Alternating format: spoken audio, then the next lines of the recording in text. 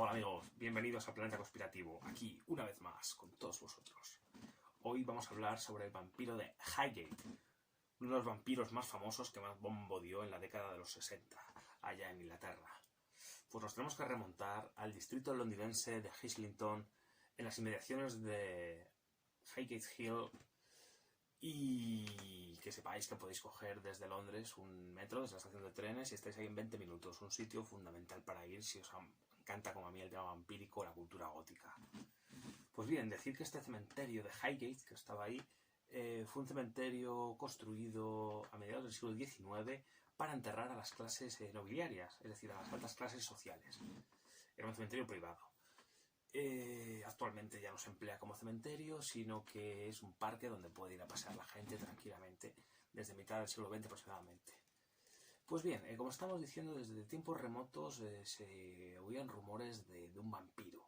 Todo esto empezó allá por el año 1898, en el que un señor mayor, un anciano, vio que una especie de criatura medio humana, medio muerta, estaba mordiendo el cuello de una chica hasta desangrarla y darla muerte. Estos testimonios en principio no se creyeron mucho y fueron reportándose otros testimonios, como que la gente que lo veía a ese vampiro, una criatura de 2 metros, con cara blanca, vestido de negro, y siempre iba acompañada de 3 espectros, como la imaginaria de Drácula, por ejemplo, esos 3 espectros femeninos que siempre le acompañaban.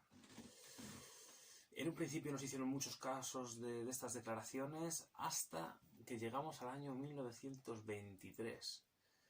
Ese año unos jóvenes venían de fiesta y se encontraron que las tumbas empezaron a abrirse, a salir. Y salían muertos supuestamente de las tumbas. Esto alarmó bastante a la población. Pero hay mucho más, hay mucho más. Al poco tiempo después aparecieron una persona muerta en medio de la carretera con unas incisiones en el cuello, y esto ya llegó a pensar que podía ser realmente un vampiro. Pero todavía hay mucho más, porque al poco tiempo después se encontraron también muy cerca del cementerio de Highgate una persona que estaba agonizando, todavía no estaba muerta, y lo llevaron al hospital de Highland Cross, donde consiguieron salvarle, pero es que a las 2 horas y media volvió otra persona con el mismo tipo de heridas. Y al poco rato una tercera víctima con el mismo tipo de heridas. De hecho, la policía hizo una investigación muy exhaustiva y determinó que se había atacado a esas personas de la misma manera. Puede que sea un psicópata que le interesara este tipo de acciones, ¿no?, para imitar a un vampiro. Pero es que lo curioso es que también habían drenado su sangre. O sea, tenía que ser un verdadero profesional para poder hacer esto. Es muy difícil poder vaciar la sangre de una persona y no dejar rastro por el suelo ni nada. Casi imposible, diría yo. Pues bien, todo esto creó bastante alarmismo porque empezó a haber muchos reportes de personas que decían que lo veían desde los barrotes, del cementerio, etc. Y esto hizo que al final contrataran en 1923, como decimos, a un cazavampiros profesional que lo había y que al final dio con él, supuestamente dio con él, y le clavó una estaca en el corazón, donde lo enterró en una de las bóvedas más antiguas del cementerio y pensó que lo había matado. Lo que no sabía es lo que dicen muchos libros de vampiros, que es que si le clavas una estaca le dejas en un estado de catalepsia, es decir, no puede hacer nada, no puede mover, pero si alguien le quita esa estaca en el corazón, puede revivir. La única forma que dicen que hay de matarles es cortarle la cabeza y ponerle entre las piernas, como ocurre en muchos cementerios de Rumanía, de Serbia, de la Edad Media, cuando enterraban a supuestos vampiros, siempre entre las piernas para que al abrir los ojos no pudiera volver a recuperar su cuerpo. Y la otra forma es incinerarle hasta reducir las cenizas. Así ya se esparciría el mal para siempre. Pues bien, aparentemente pasaron muchos años en los que no hubo ningún problema, hasta que ya volvemos otra vez a 1960, esa década que dio tanto que hablar del vampiro de Highgate. Pues bien, todo esto ocurrió cuando también otras personas volvían de fiesta de la noche y pasaron por ahí y afirmaron haber visto a este vampiro tenebroso. Y también otra vez a los cuerpos salir de las tumbas. Esto fue en un principio. Luego también un caso muy famoso fue un matrimonio que estaba paseando y vio desde las verjas del cementerio flotar a una criatura espantosa, con una mirada muy profunda y que les estaba observando. Y esto le hizo pensar claramente que el vampiro existía, flotaba. Pero es que luego también hay mucho más. Se empezaron a ver que el cementerio estaba lleno de zorros, que era el animal principal del cementerio, que estaban muertos, todos con la misma herida, incisiones en la garganta, y que su sangre había sido totalmente drenada, ¿no? Les había succionado toda la sangre. Bueno, esto llegó al interés de la sociedad psíquica del oculto, que lo llevaba un tal David Farran, que con todos sus colegotes del ocultismo que le seguían, pues fueron para allí y dijeron que al poco tiempo de estar, pues vieron a ese vampiro. David Farran lo vio, dijo que le dejó hipnotizado, que no pudo reaccionar de ninguna manera, y desde ese momento pues ya empezaron a decir que tenían que hacer una noche ahí para buscarle. En ese momento pues empezaban a hacer totalmente rondas de noche por el cementerio, y esto fue un verdadero caos, porque supuestamente habrían tumbas de vandalismo que luego se encontraban por la mañana, la gente totalmente profanadas. No sabemos si era Farran, pero las autoridades luego lo condenaron a él. Y también podía ser otro grupo de ocultistas, pero la culpa cayó sobre él. Empezaron a investigar, pero nunca daban con su cuerpo, nunca.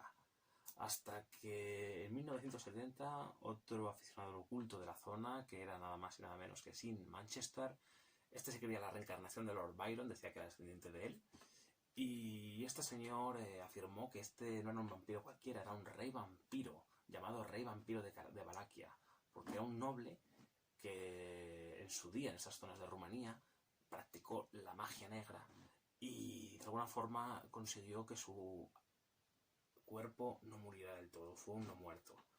Pero allá por finales del siglo XVIII mandó a sus súbditos que mediante un ritual de magia negra lo dejaran en un estado de letargo, y haciendo esos ritos satánicos y tal, le pusieron una tumba, lo llevaron hasta Inglaterra, y en 1800 fue llevado a la zona donde 50 años después, en 1850, se construiría el cementerio de Highgate. Bien, posteriormente unos rituales satánicos que hicieron otras personas asociadas a esa hermandad vampírica le revivirían. Como ya, volviendo otra vez a nuestra época de nuestro amigo Farran y Sean Manchester, unas niñas que pasaban por la zona, que estaban jugando, vieron el cadáver de una mujer decapitada que data en torno al año 1920. Esto nos haría pensar que la policía dictaminó que tenía que ser obligatoriamente un ritual satánico, no podía ser de otra forma. Entonces podría ser que este ritual satánico fuera para revivir a ese vampiro que Manchester afirmaba que había sido así. Pues bien, ocurrieron muchos fenómenos, porque ya desde el día 23 de marzo de 1963 cada vez llegaban más y más noticias al periódico de Highgate and Hate, y esos reportes se hizo muchísimo eco, hasta el punto que ese día 23 de marzo de 1963 fueron cientos de personas al cementerio armados con estacas, con cruces, con ajos, con agua bendita, con todo, para intentar arrancar al cementerio, acompañado de las autoridades. Además que esto, las televisiones locales consiguieron grabarlo, y fue pues un bombo enorme en Londres en esa época, ¿no? Salió por todas las cadenas. Sin embargo, pasaba el tiempo y no lo encontraban. Parecía que el vampiro se había enterado de que estaban ahí y no aparecía. Pero hasta que un día volvió a haber casos de una niña que dijo que le había atacado un vampiro, que consiguió sobrevivir, y desde entonces Farrar dijo que tenían que pasar las noches ahí sea como fuera. Desde entonces hacían muchos rituales en esa zona para intentar invocarlo y matarle. Incluso profanaban tumbas, que luego para los enterradores era un verdadero problema, porque tenían que decir a las familias para que no se alarmaran, que no pasaba nada, que tal, cuando realmente sus cuerpos habían sido profanados. Les cortaban cabezas a gente que estaba en tumbas y les clavaban estacas. Esto causó mucho revuelo. Hasta que un día Farran decidió hacer un ritual para llamar otra vez al vampiro de forma muy seria, y cuando tenían toda la parafernalia del círculo, con el pentágono, con las velas, con todo, con la sal, todos los elementos, vino de repente la policía, salieron todos corriendo, pero a Farran le pillaron. En ese primer momento consiguió librarse, porque el juez dictaminó que igual que hay gente que persigue el monstruo lagonés, también pueden perseguir vampiros.